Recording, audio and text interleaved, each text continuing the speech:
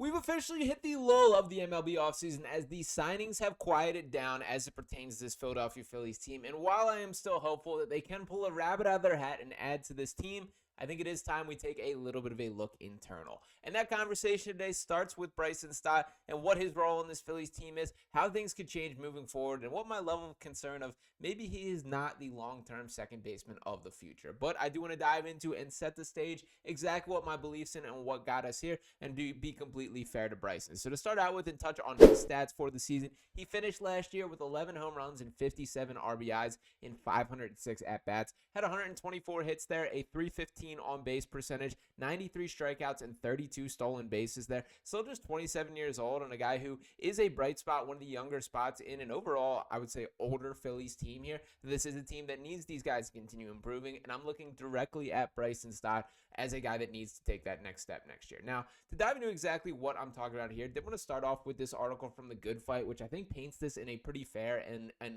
a fair light here. So to start off with, the 2024 stats, as I mentioned, hit 245, 315, and 356 splits, had 11 home runs, 57 RBIs, a 1.9 WAR, and the article writes, "Not everything was bad about Stott's season. While the defensive metrics weren't as spectacular this season, he still showed phenomenal hands and has plus range for the positions. Stott's walk rate jumped by over 3%, more on this later, and he set a career high in stolen bases. After a tough start, he torched the cover off the baseball for about a month.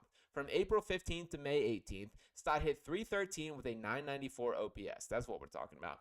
He planned to have more of a selectively aggressive approach that brought his walk total up and got him hitting for more power. He looked like someone who's becoming a top-of-the-order threat. He hit for average, walked, and hit for power. He couldn't sustain it, and things got so bad that there was plenty of doubt about how his future would play out in Philadelphia. His OPS after May 18 was 603, and the quality of at-bats showed it.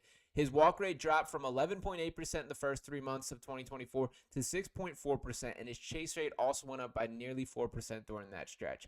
His two-strike ability crumbled. Stott faced a two-strike count in 319 of his 571 plate appearances and hit just 195. He had just a 595 OPS against left-handed pitchers and was forced to platoon with Realmuto Sosa again. Steps back that the Phillies certainly did not envision. His production against fastballs also deteriorated. After hitting 285 with a 425 slugging against four-seam fastballs last season, his average dropped to 197 with a 349 slugging in 2024, slightly better than his rookie season. And this Realmuto Sosa conversation, for starters, shout out to Sosa, who had a pretty excellent year and really saved the outlook for Bryson Stott in a lot of ways. But this is a conversation that does need to be had, because they need him to be the clear-cut guy. Now, when speaking about what needs to change here, I did want to harp on those power numbers and kind of mention a little bit of when it is the chase rate situation, which has kind of come and gone, I would say, as an issue for Bryson Stott, that there have been stretches where he is having the exact plate approach that I would hope for. A guy that looks like a dude that is going to make you work at every single at-bat here. That's the best version of Bryson Stott. There also are stretches where you hit him with that down and away slider and he's going after it every single time. But why it's magnifying with Stott is he doesn't have the top-end ceiling of some of these guys that you have to live with Nick Castellanos, that you know you're going to go through those lulls and stretches where he is not touching the baseball, but you know what's coming after that is that stretch where it seems like he's mashing every single one out of the park there. Kyle Schwarber is going to have his strikeouts, but he's also going to mash home runs at a rate that you live with it. Bryce Harper even, you will have those stretches where he is not hot at the plate and he is chasing things out of the zone.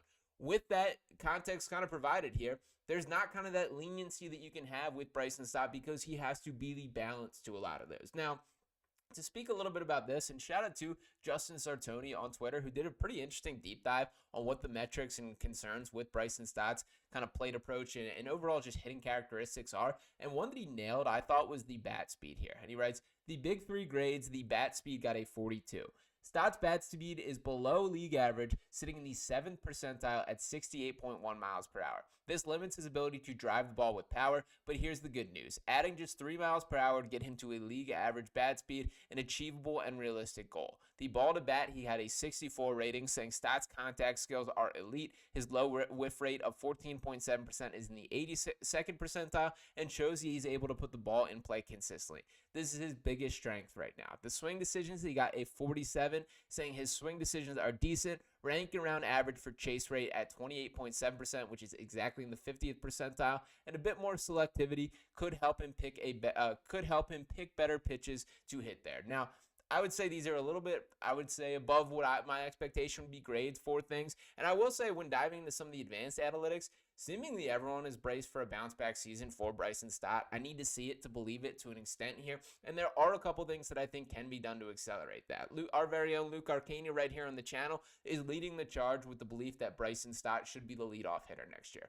I do think that's an interesting conversation to have, as obviously this organization has not got an external to provide reasons for hope or reasons for why this team can get better. Sure, there's Max Kepler. Sure, there's been some bullpen changes. Jesus Luzardo. It's not like this is the exact same roster, but in the larger scale, you're banking on some internal growth and production.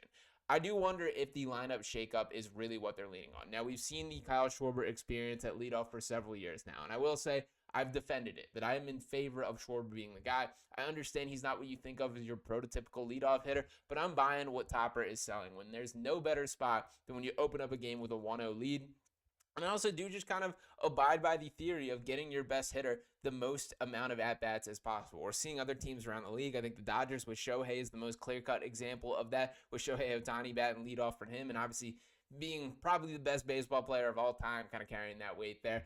But when speaking on this Phillies team, it does make me wonder if the best way to maximize things, if you can kind of juice those RBIs from Kyle Schwarber's perspective, where those solo shots start to turn into 2-run and 3-run or grand slam shots there, it certainly changes the outlook for this team. I'm still not sold that Bryson Stott is the guy. I personally said a little bit on the Trey Turner side of things that if there is going to be that leadoff shakeup, that I would lean in Trey's direction there, that we've seen him do it in the past during his time with the Dodgers. I don't know if Stott is quite ready for that just yet, and I guess that brings my further point is how does he entirely fit into this? Now, with the Trey Turner conversation, to me is very interesting. Trey Turner, I think it's fair to assess, kind of is who he is at this point, and what that is a good baseball player, but not a great baseball player. And unfortunately, this Phillies team needs him to be a great baseball player. Now, I don't think this happens, but what I think should be a thought in the back of the Phillies' mind is there a world where you flip Trey Turner and Bryson Stott at shortstop and second base? Now, from all reports and what seems to be the case here, that was a lock for Trey Turner. I have to be playing shortstop. That was a part of his future goals, something that it was discussed quite heavily, and part of the reason that led him to Philadelphia. If that is true and that is the case there, I understand if this is the bed you made and you got to sleep in it. But I do think just straight up from a neutral perspective, if you were to do that, if you were to play Bryson Stott as your everyday shortstop and move Trey Turner to second base, I do think the defense would get better. Now, in fairness to Bryson Stott, injuries are a factor, and we do have a report that I did want to bring up here. We talked a lot about the lack of bat speed, about the lack of power, and there is a perfectly understandable sort of excuse for this here. And this article writes, his lesser production now makes more sense. President of Baseball Operations Dave Dombrowski revealed to Jim Salisbury of PHLY that Stott dealt with a sore elbow for most of 2024. Dombrowski noted the issue affected Stott's ability to drive the ball. Both Dombrowski and manager Rob Thomson told Salisbury they expect Stott to improve offensively in 2025. Numbers backed up Stott's inability to drive the ball as much. His average exit velocity dipped to 87 miles per hour after being 88.1 in 2022 and 2023. His hard hit rate dropped too. It was a career low 30.8% in 2024. The now 27-year-old made comments back in October that hinted at the idea that he was dealing with an ailment, while saying that he avoided serious injuries and time on the injured list. Stott said, quote, obviously you play through things throughout the year that are nagging and don't seem to go away, and you kind of just put your head down and keep going and find a way to play through things. Fully healthy, Stott could be an impactful hitter for the 2025 Phillies. His ability to work counts and drive the ball over the field and generate contact at a high rate are qualities the front office is looking to add to the lineup this winter. Stott returning the 2023 version of himself would be a big help in doing just that. Now, granted, I'm going to be fair to him here that if that is the legitimate what's going on, this was an injury issue, obviously we have sympathy there. Now, I have kind of mixed feelings on players playing through ailments here. For starters, it's obviously commendable that you want guys to be fighting, being on the field, being competing, and wanting to help their team. But if it is at a discounted rate or at a level of ability that you cannot perform up to your standard, maybe you are hurting the team. And maybe there is a world if you just take 2 weeks off, let Edmundo Sosa take the sticks and lock down second base for a little bit, that we're not talking about these power issues from Bryson Stott on the season-long standpoint. Now, as I mentioned, that the actual projections kind of look at Stott pretty favorably. To pull up the Fangraphs kind of comps here, this has the side-by-side for 2024 and what is the expected for 2025, and you do see some pretty notable growth here.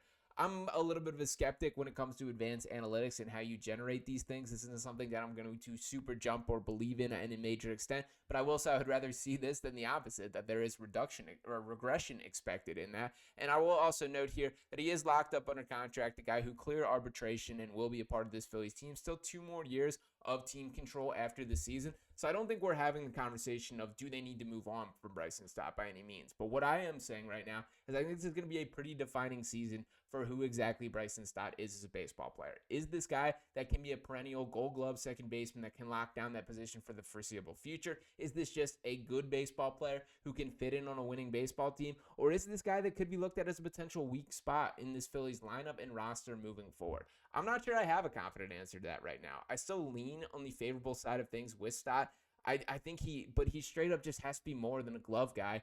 And for many stretches of last season, that is what he proved to be. So we know we have had the grand slam in the playoffs at the biggest moments, A-OK raining down in the Citizens Bank Park there. We've seen Stott perform when the lights are the brightest there. But I will say, I do think the pressure is on him for this year. And particularly when you factor in the Alec Bohm trade conversations and those essentially going nowhere.